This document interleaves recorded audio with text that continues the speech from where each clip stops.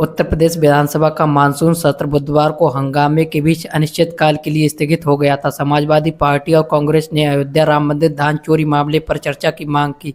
सरकार ने विरोध के बावजूद 59,019 करोड़ रुपए का अनुपूरक बजट ध्वनिमत से पास कर दिया। यह भाजपा सरकार के सत्ता के आने के बाद सबसे बड़ा अनुपूरक बजट है। ज़्यादातर राशि आर्थिक सेवाओं, बुनियादी ढांचे, कृषि और रोजगार पर खर्च होंगे। मुख्यमंत्री योगी आदित्यनाथ सदन में मौजूद नहीं थे।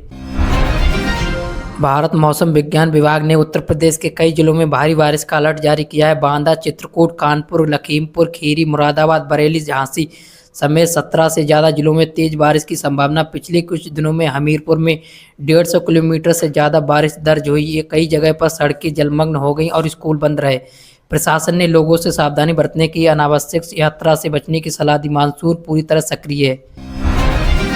ग्रेटर नोएडा में एक फैक्ट्री में लगी आग बुझाने के दौरान दीवार गिरने से 2 फायर ब्रिगेड कर्मी शहीद हो गए और 3 घायल हुए। बचाव अभियान के दौरान यह हादसा हुआ। प्रशासन ने जांच शुरू कर दी। इस घटना ने पूरे क्षेत्र में शोक की लहर है। मुख्यमंत्री योगी आदित्यनाथ ने शहीद कर्मियों के परिवार को सहायता देने का आश्वासन दिया और औद्योगिक इलाकों में सुरक्षा मानकों की समीक्षा भी शुरू की है। उत्तर प्रदेश सरकार ने जवाहर एयरपोर्ट को गंगा एक्सप्रेसवे से जोड़ने वाले 8,585 करोड़ रुपए की ग्रीनफील्ड एक्सप्रेसवे को मंजूरी दे दी है। ये प्रोजेक्ट कनेक्टिविटी बढ़ाएगा और आर्थिक विकास को गति देगा। साथ ही राज्य में डेटा कॉरिडोर बनाने की योजना पर भी काम में 6 लाख करोड़ रुपए के निवेश का लक्ष्य रखा गया है। इन परियोजनाओं से रोजगार के नए अवसर पैदा होंगे और यूपी औद्योगिक हब बनेगा।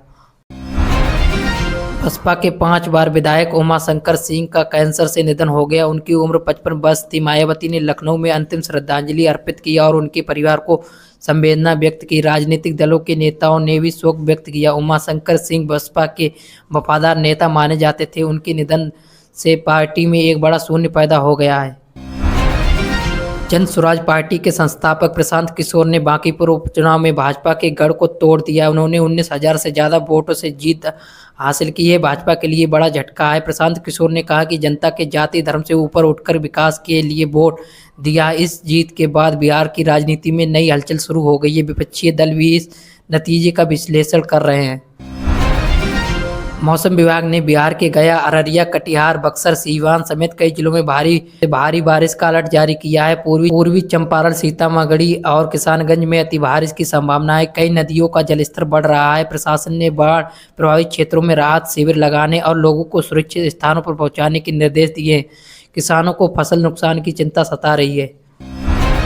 बांकीपुर उपचुनाव के नतीजे के बाद बिहार सरकार ने सभी 38 जिलों में स्वर्ण समाज के जुड़े मामलों के लिए नोडल अधिकारी नियुक्त करने का फैसला लिया है। सरकार इसे प्रशासनिक सुधार बता रही है, जबकि विपक्ष इसे चुनावी रणनीति करार दे रहा है। इन अधिकारियों की जिम्मेदारी स्वर्ण समुदाय की शिकायतों का त्वरित निपटारा करना होगा। यह फैसला राजनीतिक चर्चा का विषय बन गया है।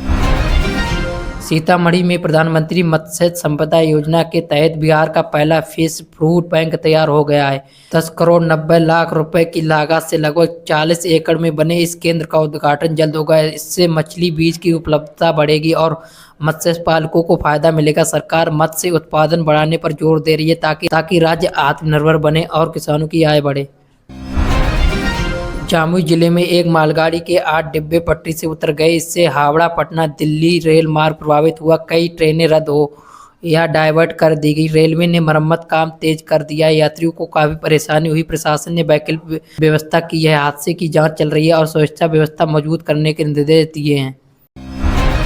मेटा प्लेटफॉर्म्स ने प्रधानमंत्री नरेंद्र मोदी की एक पोस्ट को अस्थायी रूप से हटाने पर भारत सरकार से माफ़ी मांगी। कंपनी ने बाल यौन शोषण सामग्री और डीपेक कंटेंट पर भी गलती स्वीकार की। संसदीय समिति ने मार्क जुकरबर्ग को 3 दिन का अल्टीमेटम दिया था।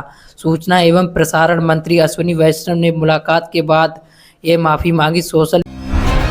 केंद्र सरकार ने सुप्रीम कोर्ट को बताया कि नीट यूजी परीक्षा को जेईई की तर्ज 2 चरणों में आयोजित करने पर विचार चल रहा है। कंप्यूटर बेस्ड टेस्ट भी चर्चा हो रही है। पेपर लीक घटनाओं के बाद परीक्षा प्रणाली को और सुरक्षित बनाने की कोशिश की जा रही है। लाखों छात्रों का भविष्य इससे जुड़ा हुआ है, इसलिए जल्द फैसला अपेक्षित है।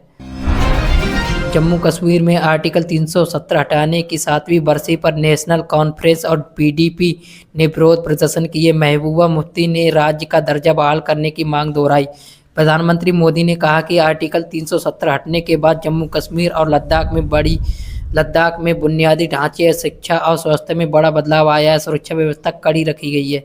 बंगाल सागर में भारतीय झंडे वाले एक व्यापारी जहाज पर हमला हुआ। जहाज में 13 भारतीय नाविक सवार थे, सभी को सुरक्षित बचा लिया गया। विदेश मंत्रालय ने हमले की निंदा की और वाणिज्यिक शिपिंग पर हमलों को रोकने की अपील की है। यमन